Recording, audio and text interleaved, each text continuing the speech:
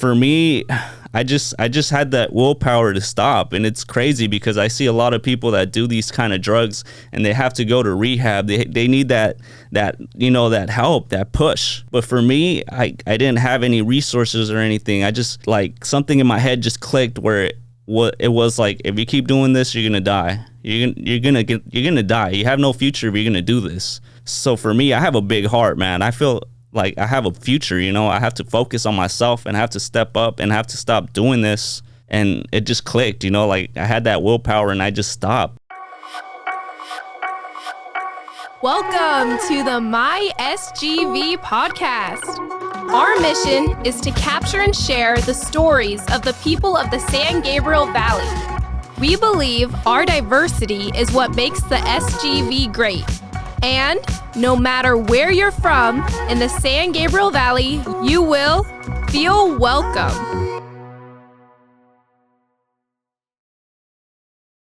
All right, SGVers, welcome back to another episode of the My SGV podcast. Thank you for tuning in and spending your time with us. We appreciate it. If you are new here, sit back. We bring you stories from people right here in the San Gabriel Valley. And if you're a returning listener, thanks again for joining us, and we're excited to share another story with you. Scott, I've shared a lot of stories of my life with you, and perhaps this is a new one for you, but this is related to our guests, I guess, in a sense that I left the San Gabriel Valley to go to the Army and experienced many different culture shocks. But did I ever share this with you, with the most welcoming group to me when I was in Germany? No, you haven't. You just mentioned earlier that it was the Mexican sort of people that were most welcoming to you, I guess. Yeah, absolutely. So in the training environment, in basic training and advanced training, it's very restricted what you can do, where you can go. And then once you're in your regular unit, you're pretty free to mingle and do whatever you want. So winter of 1996, I arrive in Germany. I'm 17 years old. I go to the mess hall, get my food, and I turn to the chow hall. And now it's finally, I can choose to sit wherever I want, right? And I turned to look, and it was completely segregated. There was all the blacks on one side, all the whites, and then all what I would say is the other, right? So the other was comprised mostly of Latino, and maybe there was a few Filipino. And I was like, I'm not over there. I'm not there. I'm going to go see if they accept me over there, right? So I go over there and come to find out they're mostly from Southern California. Some are from Texas, but most of them, Mexicans were from Southern California, from, various parts. And they welcomed me, and they invited me to a barbecue that weekend. And, I forgot about this story. So I go there, and, everybody's wearing Ben Davis, like their jeans are creased, like they're wearing, dark sunglasses, and the whole look, right? And I was like, wow, this just feels like Southern California, but I'm in Germany. And I remember this one guy was drunk. I stood up from my chair and he grabbed me, and I said, let me go. He just didn't know what he was doing. He wasn't trying to hurt me or anything. And before I knew it, like this huge Mexican guy, they called him Big A, he was 6'5", tackled him, and they started getting him. I was like, oh my gosh. And, I was 17 at the time, but they, being the Mexican group there, really welcomed me in, and they're like, oh, you're from where we're from, from Southern California. And I was like, wow. I barely met these guys, right? And they're here trying to defend me.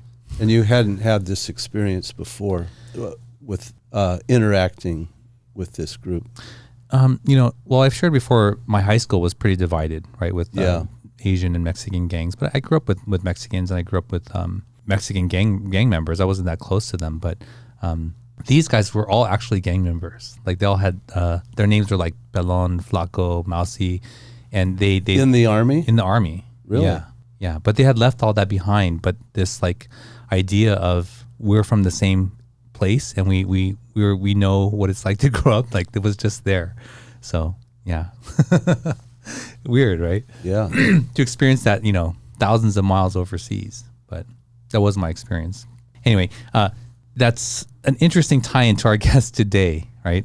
He's from an area of the San Gabriel Valley known for predominantly being Latino or Mexican, the demographics there. But before we get into that, don't forget San Gabriel Valley Now, your source for city news, announcements, events, special savings, and everything SGV. Check them out on Instagram, sgv.now, and read their SGV Now magazine on their website, sgvnow.com. Before we get to our guest, thank you again to Paris Baguette in San Gabriel for donating these delicious pastries that we try every week to resist. They look so good.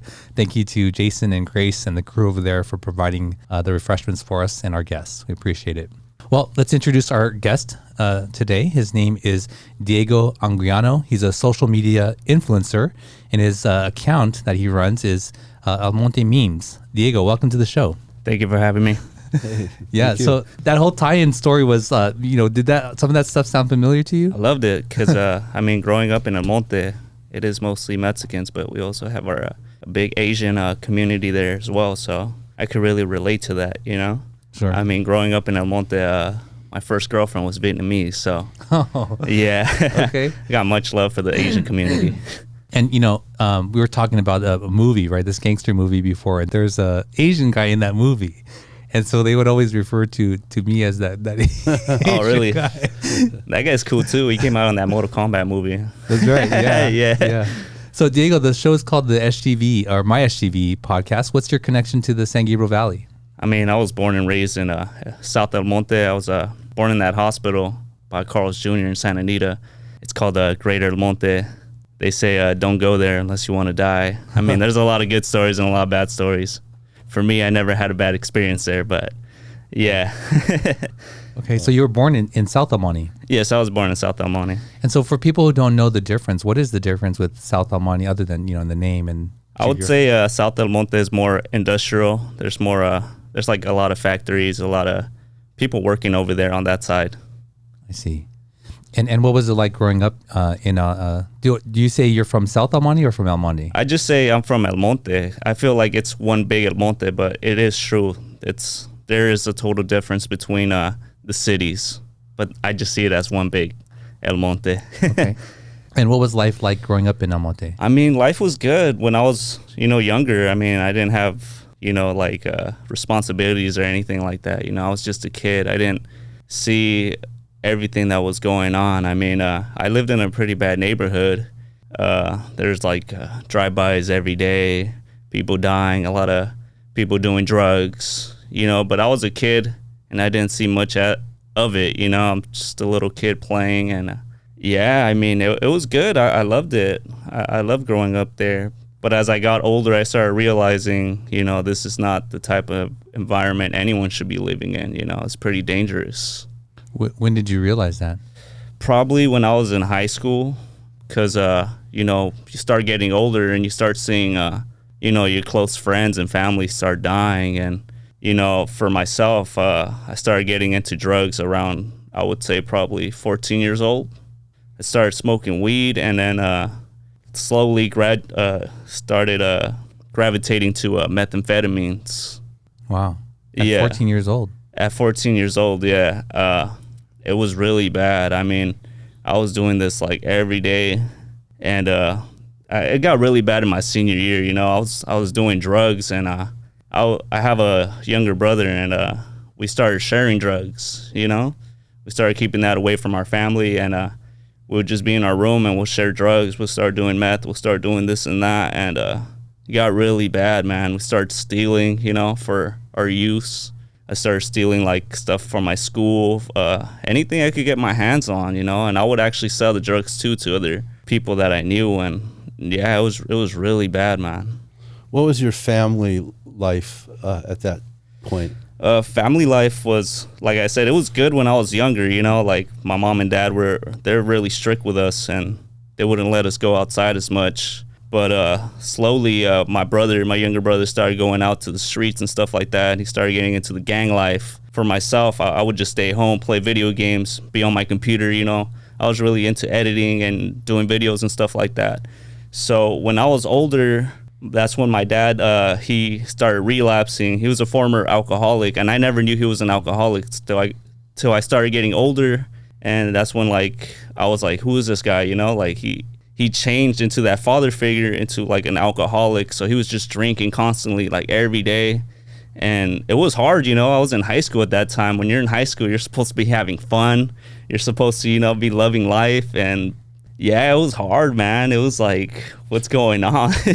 But you were still, at that point, were you withdrawn from the outside world, or were you starting to get into it then? Yeah, I was like, I just felt kind of secluded. It was kind of embarrassing too, because my dad would pick me up from school, and like I said, he started being an alcoholic, so he would pick me up and my friend's drunk, and there'll be like beer bottles in the freaking car, and I'll be like, you know, it was pretty embarrassing. And for myself, I was like pretty much the man of the house, because my dad like pretty much stepped down and he started drinking and stuff. So I would really be on him and, you know, really be mean to him, be like, hey, you know, if you're gonna be doing stuff like this, like, get out of here. You know, I'd be really stepping up and try to defend my mom and my little brother and stuff like that. So that's, I feel like that's the point where I became a man, you know, because my father stepped down and I saw him do these stuff. And I remember on his birthday, probably when I was 15 years old, he put a gun to his head. He wanted to take his life. So after that day, I felt like I became a man. You know, I had to step up and I had to like really take care of my family. Yeah, boy, what a frightening experience. There were the four of you living at home. Yes, it was my mom, my dad, myself, and my little brother. Where is your father now?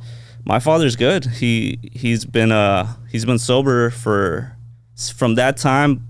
He went to a rehab and stuff like that. He got clean and he stayed clean, you know, but throughout those years, I would always be scared for him to relapse, because, you know, like as an alcoholic, you could always relapse and go back to that lifestyle. So thank God, you know, he got clean and he's still working. He's an older man. He's in his 60s, but he's doing great. Oh, that's wonderful to hear. Yeah, it was good, you know. And like I said, in that experience, like my dad was in alcohol, and then myself, I was dabbling into drugs, but I wasn't really that into them at the time. I would say probably around my senior year of high school, that's when I started doing drugs hardcore, and I was just like every day I would do like a line of meth, go to school, smoke a blunt, and then go back home and start doing more lines. My brother too, he was really into the meth. I mean, he's pretty much introduced me to meth, and he's like, I would say 3 years younger than me. So he's a little kid, you know, and he brought all these drugs in the house, and yeah, he got more stuck in it than I did. Like, thank God I recovered. There was a point where I just felt like I was gonna die, you know, like when your body just gives up on you. And I was just like, you know, I'm gonna stop doing this. This is it. Did you stop doing it? I stopped doing it completely. This was when I was in my senior year of high school, and it was, I would say, 3 weeks before I graduated high school. I just completely stopped. Like when I walked and I had my diploma in my hand, I was like 2 weeks sober. You know, I was going through it, but I was clean. You know, and my brother, he was still in that cycle, and yeah, it got really bad where he started getting locked up and going to jail and stuff like that. And he would get out, but he would be still doing the same thing, and it was really bad. Like thank God he's clean now. But the effects of meth really messed up his head to the point where my parents had to take him to a mental hospital, and now he's taking medication just so he could level himself out. But it was really bad, like, because he was like, you know how I was saying we were stealing, so it got to the point where he was stealing my stuff. Where he'll break into my room and start, you know, stealing my PlayStation, selling my games and stuff like that for his drug use. It was really bad, man. But you felt at a certain point you had to become the man of the house. Yes, I felt like I had to step up and just, you know, start taking that father figure role, you know, and start taking care of my mom. I would even like try to help my brother out, but like I said, it got really bad to where he wasn't even listening to me. So what was that? Was that love, or was that maturity, or what is it that made you step up? I would say probably just love, you know. I love my parents, you know. I love my little brother and stuff like that. So I just felt like I needed to help the best I can, you know. And it was just bad, you know. Like he was smoking meth in the house, and I would smell it, and it was just like, it was horrible living in my house for those couple of years after high school, you know, because your mother must have been aware of this. Oh yeah, Yeah, she was, but she'll act like, when I would tell her, hey, he's smoking meth, he's doing meth, like, kick him out of the house, make him go to rehab. Inside, she knew he was doing it, but, that loving mother, she was just like denying it and didn't want to believe it, and still like was there for my brother, even though he was doing meth and stuff like that. Yeah. Diego, you said that maybe at the lowest point you felt like you were going to die. What resources or tools or help did you get to climb out of that? Yes, so I just felt like my body was giving up on me. I was doing lines of meth and I was really skinny at that time. Like you could only do so much until your body gives up. For me, I just had that willpower to stop, and it's crazy because I see a lot of people that do these kind of drugs and they have to go to rehab. They need that help, that push.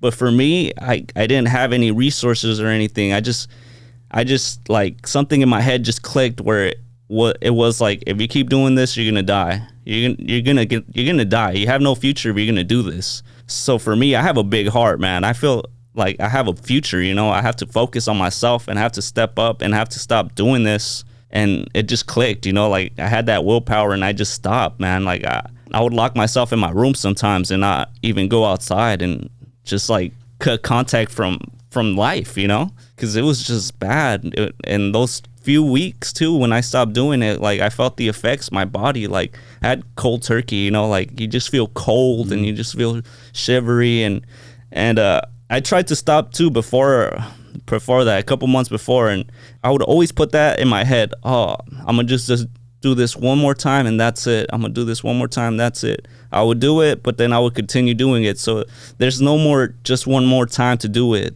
You have to stop now and that's it. That's what I put in my head, and it really helped out. Go back to your early childhood before your father relapsed. What was your family life like at that time? Did you have extended family? Were your grandparents, cousins, aunts, uncles around? So my parents came from Mexico. So they came to El Monte and they started a life and stuff like that. So we really didn't have that much family out here because all our family was over there in Mexico. So growing up, it was just us, basically, just me, my brother, and my parents. But it was good, like me and my brother, and we're doing straight A's. We're doing good in school, We'll get student of the month and stuff like that. My parents would take us out. We're in sports and everything was good, man. Everything, like I would say my childhood was good until I pretty much reached middle school. That's when everything started falling apart and stuff like that. Was that because of the difficulty of middle school, or was it because your father at that time? Just pretty much like my father and then my brother, going out and trying to be in the gang life and stuff like that, and a lot of like domestic abuse. My father was like a womanizer.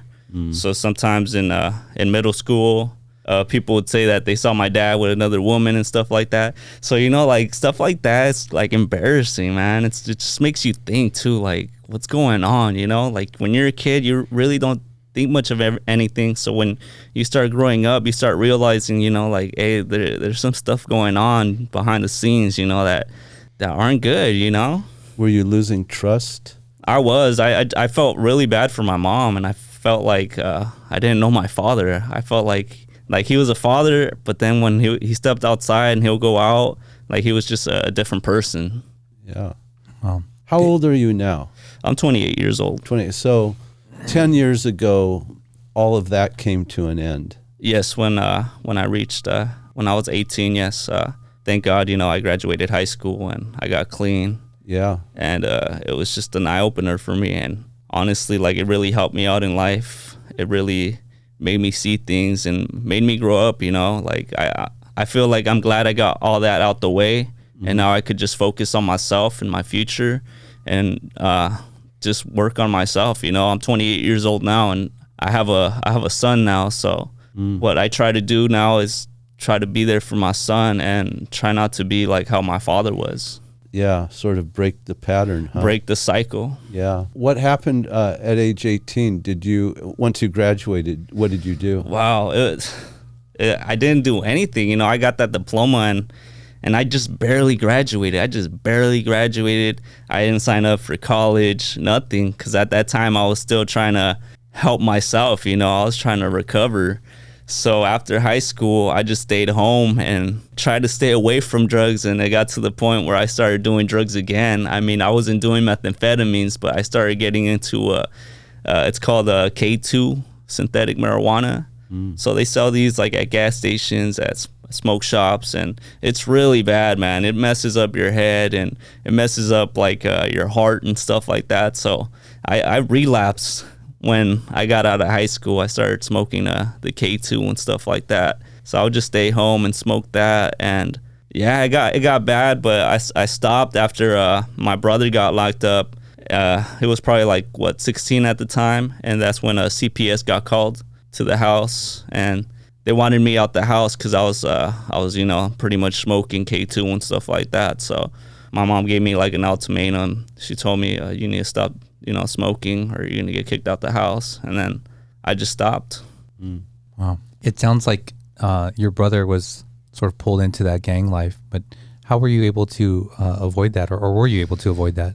So growing up, you know, like in the neighborhood and stuff like that, it's either like you have to join or you just don't go out. You know, my brother, he loved going outside, riding his bikes and stuff like that, and with the kids and stuff. But then it got to the point where he was hanging around with the wrong people, the wrong crowd, started doing stuff for them and stuff like that. For myself, I mean, I saw it, you know, I saw that if you're out there and stuff like that, you have to join and stuff like that. So for myself, I didn't like going out. So I would just stay home. I'll be on my laptop. I mean, on my computer. I'll be playing video games. I was more into like the internet and stuff like that. I loved watching YouTube and things like that. So I'll start doing my own YouTube videos with other kids from that neighborhood that would just like me, you know, like outcasts. So we'll do like videos and stuff like that. So that's what I would say got me away from the streets, just like making videos and watching videos and just, you know, trying to be a kid. So it was good to be an outcast. Yeah, it was good. It was great. I mean, I would say I was different. I was the black sheep in my family. So I have a younger brother, but I also have two older brothers. They're like half brothers. Those older brothers too were involved in gang life, street life. So I was like the black sheep, you know. They were into the gangs and stuff like that. They had their head shaved and things, and I was the one with like a mohawk. I was the one with a vest with all these bands on them, you know. So I was the black sheep. I felt like I was secluded. Were you also, though, part of a group of outcasts? I mean, you had your group, right? Yeah, I would hang out more with the metalheads, with the punks, you know. And when I was in middle school, like in high school, every weekend there'll be a show in El Monte, there'll be a show in Baldwin Park, there'll be punk shows all over the SGV.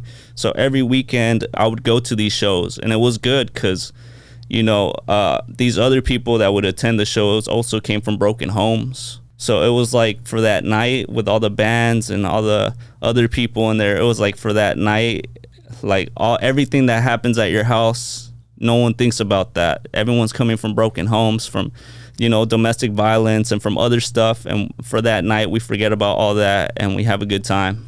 Wow. When did you start getting your tattoos? I started getting my tattoos once I graduated high school. I was still having trouble coping with the drugs and stuff like that. And I felt like when I got my first tattoo, it really helped me get away from doing drugs and stuff like that. I felt like it was a shield for me. Like, that's why I have so many tattoos. Like, I feel like I'm like, this is a shield for me, you know? This is a way for me to express myself and to help me avoid, you know, anything bad that comes across me. So I just feel like I'm a knight, sort of, in a way, you know? Like, I have like my war scars, you know? I have all these tattoos represent like what happened to me, what I went through.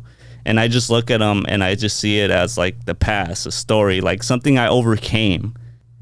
Yeah. And for the listening audience who can't see you, you have tattoos I can see on your arms, maybe some on your neck, and then there's like two on in your face.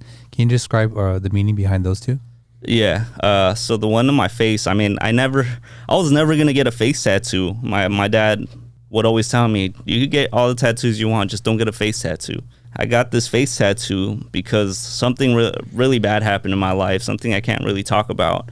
Something really bad happened in my life, and I was bad, man. This happened in 2020, and it was horrible, man. I can't believe it happened, you know? When it happened, I was just secluded, just stuck in my house, and like I really felt like I was really gonna take my life at that point. I really felt hopeless. I wasn't eating, I wasn't showering, I wasn't bathing. So I just needed it. Like I had said, like these are like a shield for me, something to make me forget about what's going on in my life. So I ended up getting my face tattoo, and I got it, and it just reminds me, you know, like all these tattoos just reminds me what I go through, and it really helped out, really made me realize what was going on in my life and made me better myself. Do you still live with your family, your parents? Yeah, I still live with my parents. I help them out a lot. And you have a son. Yes. How old is your son? My son is 3 years old. Okay, so that corresponds with this time that you were going through that was really a horrible time. Yeah, it's just really horrible, you know, and it's hard, you know. It was my first time being a father too, so yeah. It was just so much, like it was just different for me, you know. I thought it was really gonna be easy being a father, but it was really hard and stuff like that. What is fatherhood to you? Fatherhood means everything to me, honestly. Like I think about it every time I go to sleep. I think about my son, and I think about how I could better myself the next day, what I could do for him. He's always on my mind, and he's everything to me, man. Does he live with you? Yes, he lives with me and my girlfriend as well. So I have my own little family now, and it's awesome. I just like seeing how my son interacts with my parents, and it's happy because I mean we've gone through the worst stuff possible, you know, me and my family, and it was to the point where we wouldn't even talk to each other. We wouldn't even see each other face to face. So to see my son interact with my mom, my dad, and my brother, it just like makes me feel complete. What a beautiful thing that parenthood is, right? Yeah. And so universal in how people feel about it. It's awesome. Yeah, right. It's really transformative, and you know, for the first time you maybe experience what some of our parents may have gone through. You see it from a different lens, right? You see your child and all of the struggles, and yeah, it's really changes you. It's awesome. I love it. Diego, so where did your, I can sort of see now like why you were into the whole video and YouTube and stuff, and where that relates into what you're doing now. But you know, let's say from that time when you got that face tattoo, where did your life take you after that, after you overcame that? Like I said, it was horrible, man. It was during the pandemic too, so I wasn't working. So I was just stuck at home, and then this horrible stuff happened to me. So it was just like, it was horrible, man. There was nothing to do, and there was nothing that was good going on for myself. It was bad, man. Like I was just stuck at home, and it was like a prison, you know, like, and all these thoughts were just all black. It was just all Everything black, and my room was black. just all dark too. And I was drinking, you know, so it was just horrible, man. And as months passed by, I remember I got a phone call from some guy. He calls me on my page. He says, "Look, I'm gonna open up a shop in the city. I want to get you involved, and we're gonna do all these things and stuff like that." And at first, I was like, who is this guy? Like that's hitting me up? Like who? Like what's going on? And then this guy made his own dispensary in the city. It's called PAX SGV, and he actually gave me a job. I felt like I was like at my lowest, and he just reached for me and grabbed me out that hole I was. So he got me a job and got me all these opportunities. Is this someone you knew? I didn't know this guy. I had no idea who this guy was. Why did he choose you? He saw how good my page was doing, and he saw all the videos I was doing, that I was out there doing interviews and stuff like that. Page? Yeah, he saw my Instagram page. When did you start that? I started my Instagram page after high school. I wasn't doing anything at the house, so I always had a computer. I would always go on it, you know, go on Twitter, go on Facebook. So just one day I was hanging out with my friends and we were smoking, and then I was just like, wouldn't it be funny if there was a page of the city, like a meme page? That's when, like, around the time, like 2014, that's when memes started, you know, being popular and stuff like that. So I talked to my friends about it, and I remember I got home and I went on Facebook and I made the page, El Monte Memes. Boom. I started making all these funny pictures about the city that everyone could relate to. I remember the next day started getting like a lot of likes. All these pictures that I posted started getting like 100 likes, 200 likes, 300 likes. Like it just started blowing up, and I was just like surprised. I was just like, whoa, what's going on? Like it really took off to the point where everyone in the city was talking about it. So I feel like it was a blessing, you know, like I didn't have anything going on at the time. I had no people skills, no social skills. I was a really quiet person. I had no job, nothing. So when I made that page, it was just like God given, you know, like a gift, like, and I had to take advantage of it. And so I did, and now I'm here. So you started that 9 years ago. Yeah, 9 years. And how popular was it? You know, how many followers? You know, how many? So like I said, like the followers just started blowing up. Like it got like 100 followers, 200 to like 5,000 followers. Like there would be certain memes that would blow up that would get like 100,000 likes and stuff like that. So it was just like crazy, you know. I was like stunned. I was like, wow, like I never had that type of popularity in my life, you know. For myself, I'm an outcast. So when I got that, I was like, well, so this is how it feels like to be popular. So yeah, man. And then my brother was going to continuation school at the time, so he would come home from school and be like, yeah, everyone's talking about that page, El Monte Memes, El Monte Memes. I would go on the street, everyone talking about El Monte Memes, El Monte Memes. It was just wild, man. And so talk about El Monte Memes. What is it now? Like, are you still enjoying posting stuff? I love it, man. I love it. I feel like I'm in tune with my community. Like how I said, I only have a brother. I have brothers. I have a mom and a dad. But when I made that page, I have more family members. Like I feel like some of these people are my family. I have more friends. How do you interact with that community? Is it all online, or do you have physical interaction as well? It's both, because I'm always in the city and I always have people coming up to me. We take pictures, we talk, and I post their businesses. Oh, so you're famous. I would something like that. If you know, go it's out crazy. In El Monte, yeah, people may recognize you. Yeah, it's crazy, because it even got to the point where I would go to like the LA Zoo and people would recognize me and take pictures and stuff like that. So it's just like not just people from the city know that page. It's more like the SGV, even the LA County. You know, there's people that live in Idaho now, and they message me, hey bro, I'm from Idaho, I gotta say I love your page. You know, I'm far away from home, but every time I see your page I feel like I'm at home. So what is your community? What kind of people are attracted to your page? Pretty much anyone and everyone, because like I said, it's mostly a Latino community, but I also get a lot of love from the Asian community, a lot of love from Black community, a lot of love from everyone, you know. And I just see everyone as my family.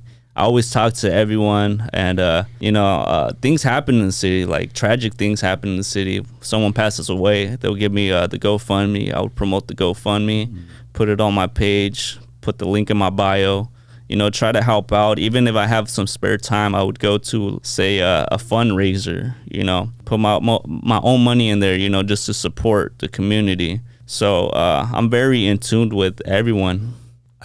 I forgot to mention, you may also be recognizable because of your plugs, right? And so for the listening audience, like, can you describe those to them? Oh yeah, I've had these since probably middle school. It wasn't this big. It was just a little piercing and stuff like that.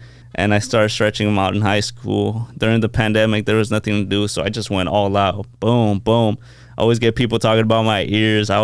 Even when I'm in public, I see a little kid staring at them. When I pick up my son from school and stuff like that, I see people just looking at him. And I mean, yeah, sometimes I don't realize how big they are, man. Sometimes I don't realize that I have tattoos, you know, like I'm just myself, but yeah, you could tell that I'm different. Yeah, but you can't tell that because you're internal. Oh yeah, I'm internal. I'm more like of a soul, you know. I'm more of like just energy, like a vessel. And just my outside appearance. People think, they look at me sometimes, they think I'm probably like a thug or something like that. And I love it, because it just shows you, you can never judge a book by its cover. Oh yeah.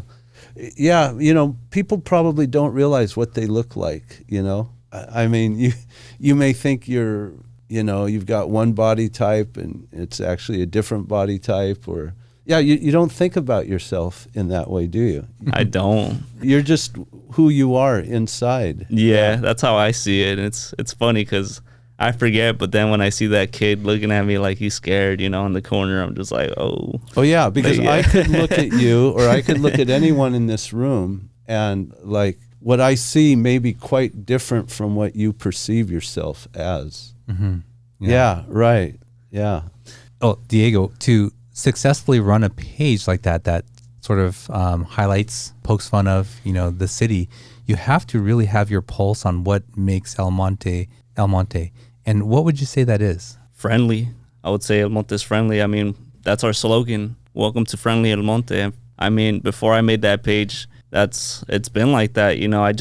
Everyone's so cool. Everyone's so loving. Like, you could just walk down the street and people would say hi to you, give you good morning. Everyone knows each other. It's a small city.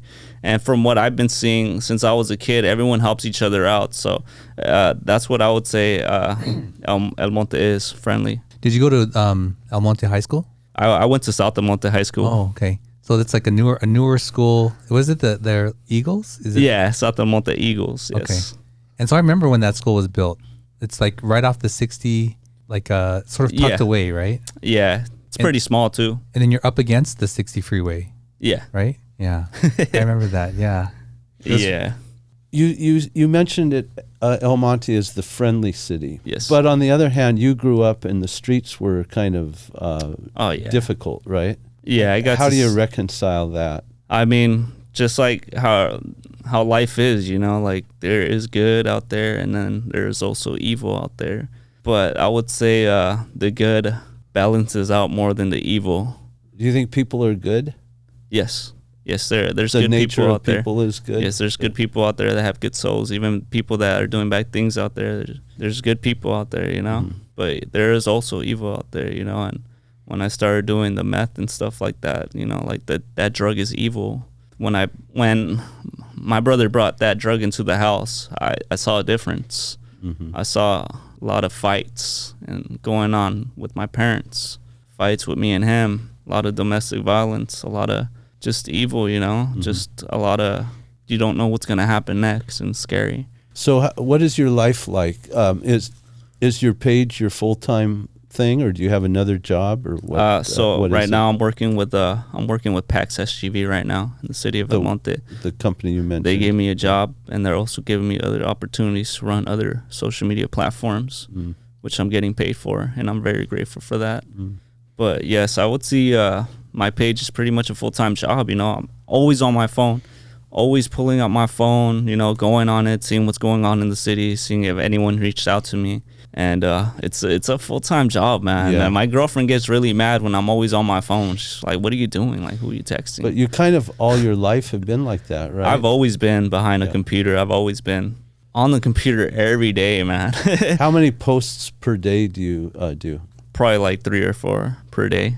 And that's just on El Monte memes. And then I'm also running other social media platforms, so I'm always going back and forth. I'm always looking stuff up on Google, on TikTok, on Twitter, seeing if I could find something to post. So I'm always posting. I always have to have the page going, because if you don't post anything, then you could lose a lot of traction. So I'm always trying to stay above water. Are all of your posts strictly local? Yes, for the most part, yes. It'll be local, or it'll be like something outside that's relatable to the community and stuff like that. Well, Diego, we ask each guest to bring an item of significance with them. What did you bring with you today? So I brought this title belt. I made this title belt. I was supposed to have a fight in the city. So I've been seeing like Jake Paul and all these social media influencers. They have they start boxing and they start wrestling and they start doing all this stuff. I'm really into wrestling. I'm really into boxing. So I'm like, I'm never gonna become a boxer in my life. So I'm like, I'm gonna do it some way or another. So I made myself a belt, and I was supposed to have a friendly boxing fight with another social media influencer in the city. But that unfortunately that fight got canceled. It got a lot of traction. We posted a flyer, it got 4,000 likes. So they thought the whole city was gonna be there, and they thought we need, there's like, oh, you guys need permits. It's a lot of violations going on. And yeah, we had to stop it, but I'm still carrying this belt around, and it makes me feel important. When was it that you were going to do that? I was going to do this October 21st. And yeah, they had some guy with a suit and tie come to my job and just talk to me like seriously, like, hey, bro, you can't do this. From the city? Yeah, from the city. It was a guy with a suit and tie. I was like, wow. And then I remember I thought I was going to get in trouble that day at work. And then all my coworkers were like, damn, Diego, you have it like that? Like, everyone's watching your page, huh? I was like, I guess so. Couldn't you do it? Just, get the permit? Or yeah, but it looked like it was a lot of trouble, and it looked like they really didn't want this to go down in the city. So I'm just like, I'm an adult now. I'm more mature now. When I started my page, I was 18 at the time, and I was really immature, man. Like, I was really doing a lot of dumb stuff. But now that I'm older and I'm a father, I see things differently. So I'm just like, you know what? I'm going to cancel this. I'm not going to give the people a hard time, They're doing their job, and I'm going to just cancel it, and that's it.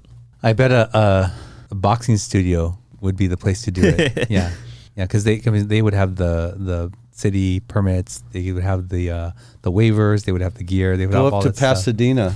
Our old guest. Is it Hank? The boxing studio up in Pasadena. Hank, right? Yeah, Brick City Boxing. Oh yeah, yeah, nice. Right. But Carlos Aguilar, he boxes at Azusa. Oh yeah. Every Friday he posts himself boxing. Oh, is or that sparring. Right? Oh wow. So maybe pursue that and see if that would be cool, because like I said, like, you always have dreams. My dream was always to be like a wrestler or like a rapper. I remember I started making music too. At one point, I was being a rapper and I was making music. Oh, I see. Yeah, and I actually ended up opening like a big show for these two big rappers right now. One's called Xavier Wolf and the other one's called Ramirez.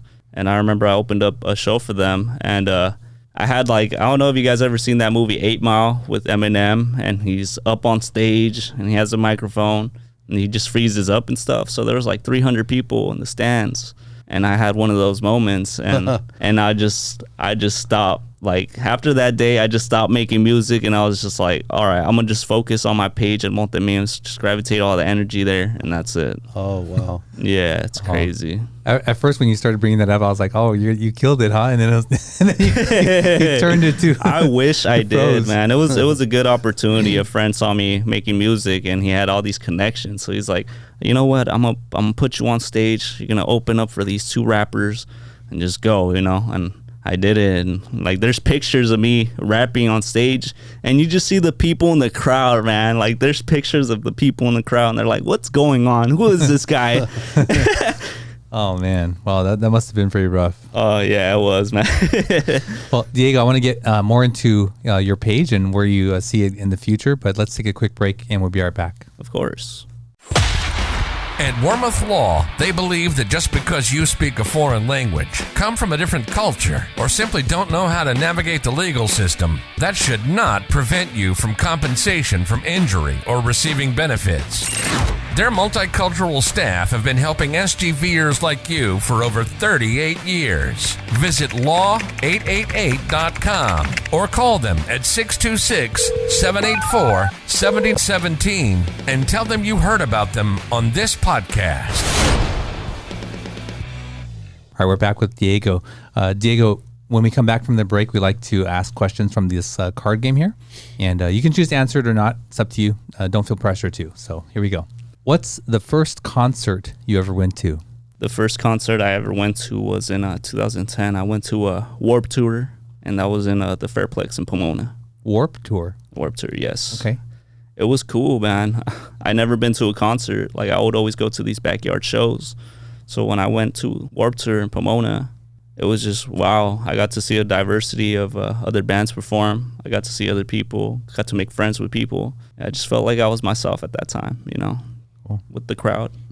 And what was your first concert, Scott? I can't remember, but it would have been in the 60s. So, a 60s band. But I can't remember the first concert. My first concert and my only concert that I've ever been to in my life. Yeah, I've only been to one. It was the Killers at Staples Center in 2008. Wow. Yeah. Wow, that's when they were big at that time. They were big, Yeah. Yeah, they were taking over. But I had never, I'd never had a desire to go to a concert. But yeah, that was my Just first one in your life. one in my life. One and done.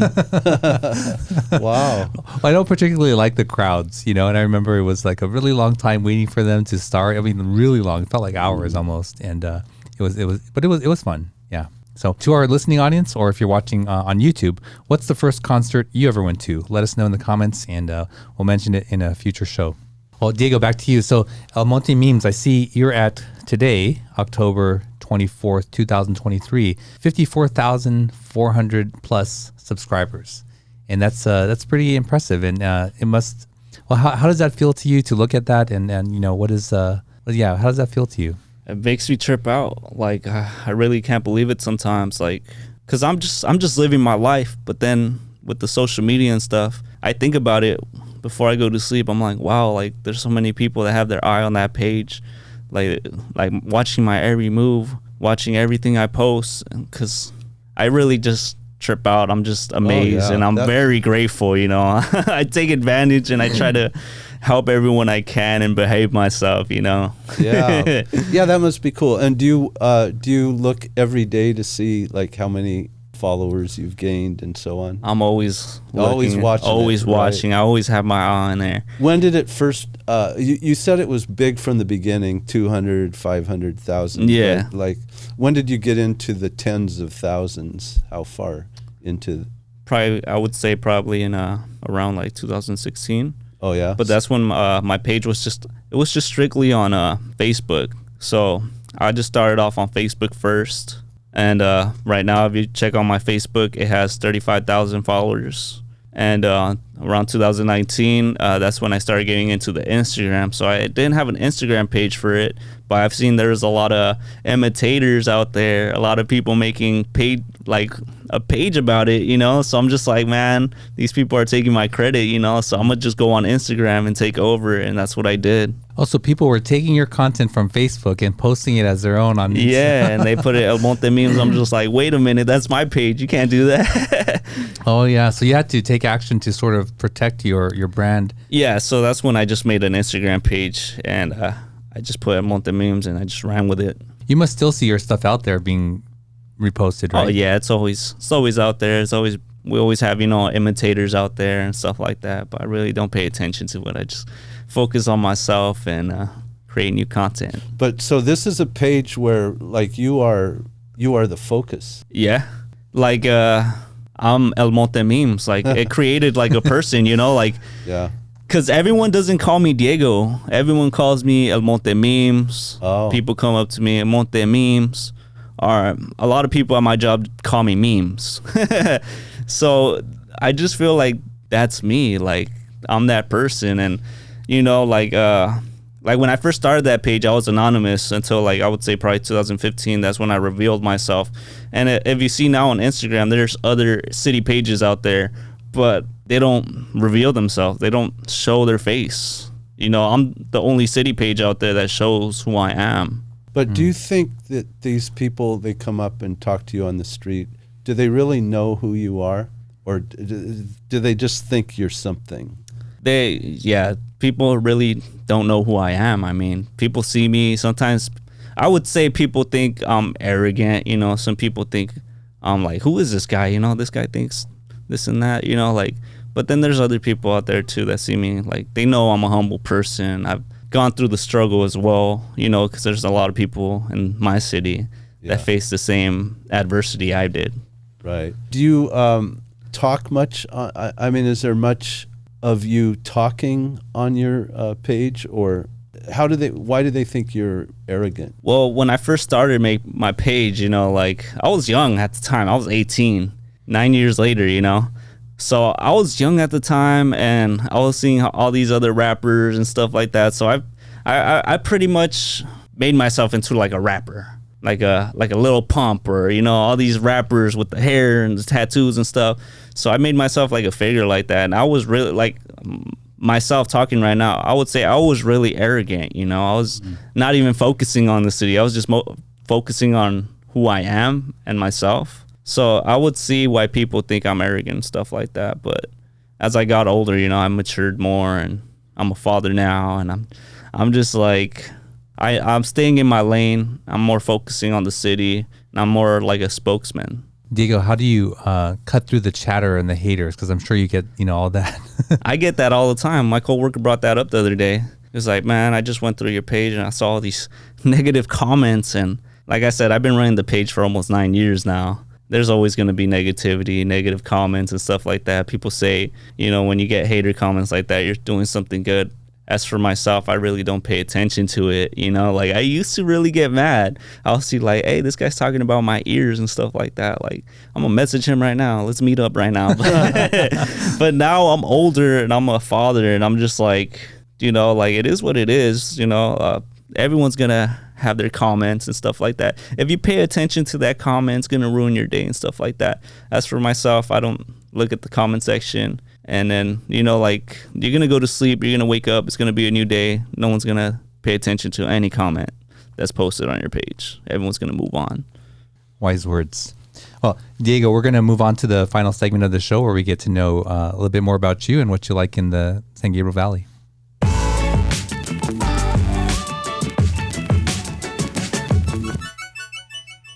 So, Diego, we call this our SGV 3. We'd like to know 3 places of importance to you, significance, or, good memories. Okay. So the first spot, the Valley Mall. It's located in El Monte. It's like the heart of El Monte. That's where the transportation center is and all of that. Yeah, it's like everything's all connected there. It's like a little shopping center. And what that place means to me, it means a lot. I mean, I pretty much grew up there. My father would take me and my other brothers there every weekend. Would walk around.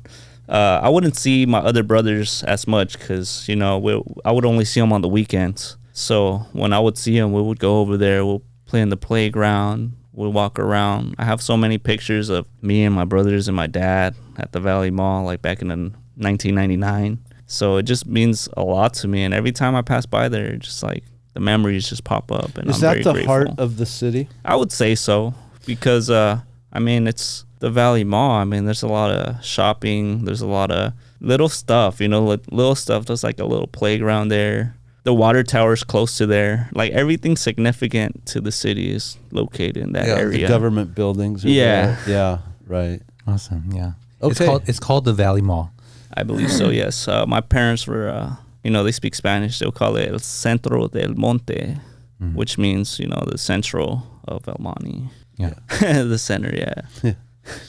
Okay, what's the second place? The second area, which is not here anymore, it's the Starlight Swap Meet. It's located right there on it's on Rosemead Boulevard. Yeah, and right. the other street's Chico.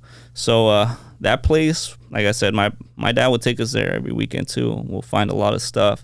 My dad will, spoil me when I'm doing good in school. He'll buy me new video games, clothes, just toys. I'd be there every weekend with my family, and it sucks because it's not there anymore. They don't have that spot anymore. They're building condos there now. Oh, is that right? Yeah. I was trying to think of where it is. Is that where that military museum is? It's close by there, yeah. It's more down, yeah. And okay, so that was a swap meet. Of course, it was a drive-in theater. It was a drive-in theater originally. before. There's a lot of history there, and if you pass by there now, like all you see is the sign. It's still holding up there, like it's all broken and stuff, and it's just like it's heartbreaking to things change, and I hope they keep that sign there. When did the swap meet stop operating? So they stopped operating, I would say probably around 2016. Before that, there wasn't a lot of people going. Like there wasn't like a lot of building, like a lot of business, So it's understandable why it's not there anymore. I mean, there's other swap meets out there too. There's one in that everyone go to. It's the Violent Swap Meet in the City of Industry. Everyone goes there. So I could see why it's not there anymore. Yeah, unfortunately. And a third place. So the third place that I love, that means a lot to me, I would say, It's PAX SGV. It's my job. I love it, man. It's right there on Peck and Stewart. I go there Monday through Friday, and it's just like I never had a job like this where I could just go there, do videos, be myself and not be, like breaking my back and being all dirty. What is it exactly? I thought it was a dispensary. Yeah, it's a medical dispensary. Yes. Okay. And you do videos I there? do videos. I do everything there, and everyone's so cool to me. It's like my second family. I go there.